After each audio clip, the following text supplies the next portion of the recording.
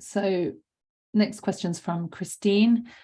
She says, how can we engage audience market to potential clients who may be unconscious to the deep longing and in denial?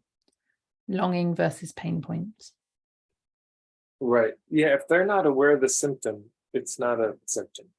That's your diagnosis of the situation. If people have no sense that anything's wrong, it's just there's nothing there. There's really, what you can do. I mean, in terms of them buying right now, that's just not going to happen. What you can do is you start to think, okay, if somebody has this situation going on that they're unaware of, but the pattern is still there. Like, let's say they have anger issues, but they're unaware of those anger issues. What are the symptoms in their life that they are aware of surrounding that? Well, people are just mean to me. People are unkind. People are unreasonable. People are always picking fights with me. I don't know what it would be.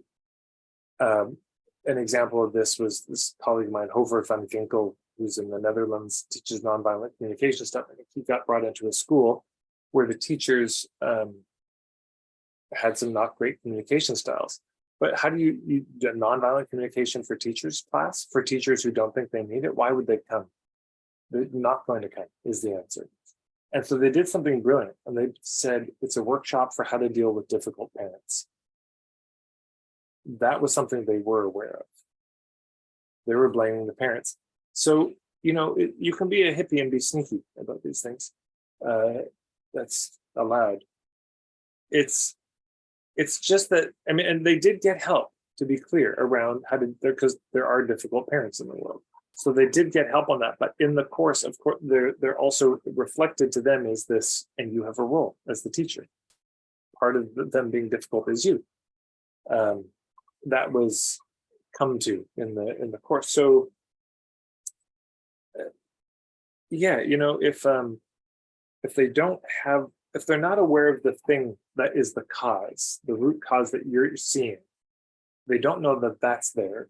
You can still say, okay, if they had that, what problems might that be causing? What symptoms might they be experiencing as a result of that they would be aware of? And then that's what you lead with. You offer something with that. Another way to say this, let them be the victim in the beginning. Let them be the victim of other people and circumstance. Don't shame them for that. Don't try to educate them out of it. The headline can just be like, is your boss a psychopath? Is your wife totally unreasonable? That's what they think. So you start with that. Oh, now they're going to come for me. You see what I'm saying? If that's what they think, you can start with that. But what's interesting is you can have a headline like, is your wife completely unreasonable? And very quickly in the sales copy, you could get to, it's like, Ted, you shouldn't have said it twice. You said it once and they're going to let you get away with it. And then you had to repeat it. Now they're going to think you're some sort of misogynist. And there are unreasonable wives in the world, by the way. Absolutely.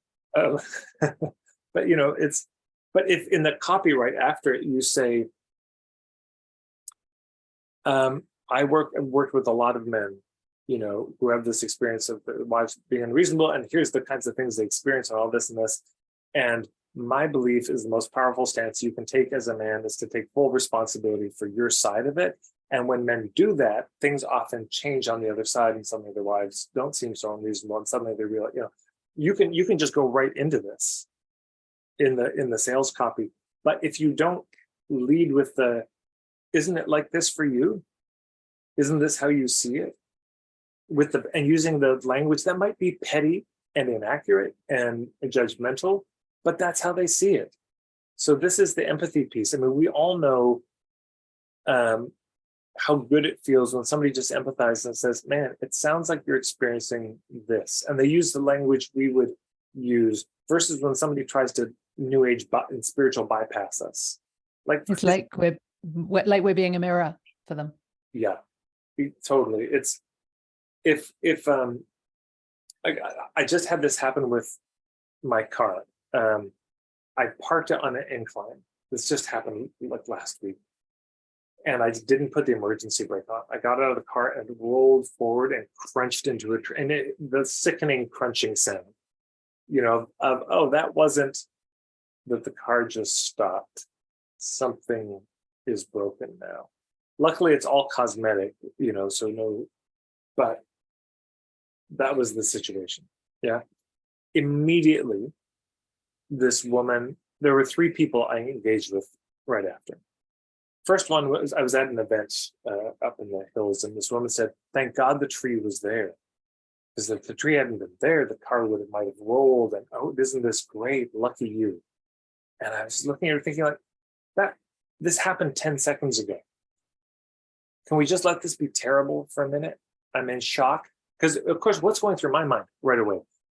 Is my car totaled? Will I need to buy a new car? Am I going to need a rental car? I have a trip this weekend. What am I going to do? How much time is this going to take? Oh my God, I'm already so busy. I cannot deal. All of this is just fire. And the shame of this is, my fault. But all of that is coming up in me. And her response is, lucky you, the tree was there. Second person I run into says, "How's your day?" I said, "Well, other than the car thing, pretty good." It's like, "What?" And that was only a small part of your day. And I wanted to kill him. It's just like, wow, thanks. It's like, yes, it was a small part. It's like, well, you got stabbed, but it's just a small part of your day. It's like the stabbing is a big deal. It's not like it's all time.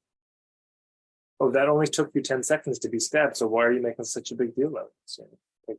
Walk it off, Hargrave. So anyways, I'm lucky I'm muted. I got hysterical then. The deserve to be stabbed. I heard what you said about people's wives. I wasn't thinking that. No, I know. But what about the third person? Was that 3? Yes, no, the third person gave me a huge, 30-second hug, like, "Oh, Tad, that's so terrible. I'm so God, that's so awful." And just gave me a hug, which I needed. And I was like, "Do you need tea, Tad? I'm so sorry. This is just so awful." Now the truth is it possible that I am lucky the tree is there? Yeah, and maybe that would have stopped the car it did stop the car from rolling. And maybe if it rolled, the car would have been totaled. That's all. It could have broken window, that's true. Is that what I need to hear 10 seconds after it's happened? No. So if somebody's still in the pain and you're speaking to them from the other side of the pain, from the spiritually enlightened place, it's so painful and offensive and people get pissed. Yeah. You ever thought, Betty? Yeah, I just thought that was really interesting. Yeah. So anyways, if they're not aware of it, we got to speak to the thing they're aware of. And the thing that they're aware of, we might think is unreasonable. We might think is stupid and petty and judgmental. And so we shouldn't feed it. It's not feed, it's just acknowledging. It's just getting some empathy of, is this happening for you? You say, but that's not what's happening for you. That's their insane interpretation of what's happening. In that moment, that's what's happening for them. That's what's real for them. So that's what we name. And then we can share our point of view about it. But we're not going to get their attention. It's not going to seem relevant. If it's if somebody's saying, "Do you have people in your life who are perfect spiritual mirrors for the shadow work that you need to do?" It's just like, no, my friends are assholes. That's what I'm thinking. And so you see the difference, those two approaches. The first one is, it's just nobody gets it. It's, what the hell are you talking about? Versus, yeah, completely. That's where I'm at right now. Okay, that's what I got to say about that. That was a great story. Yeah. Thanks for that. Okay. Who even was that? That was Christine. Was that? Yes. So Christine, let us know how you get on with that. The unconscious longing.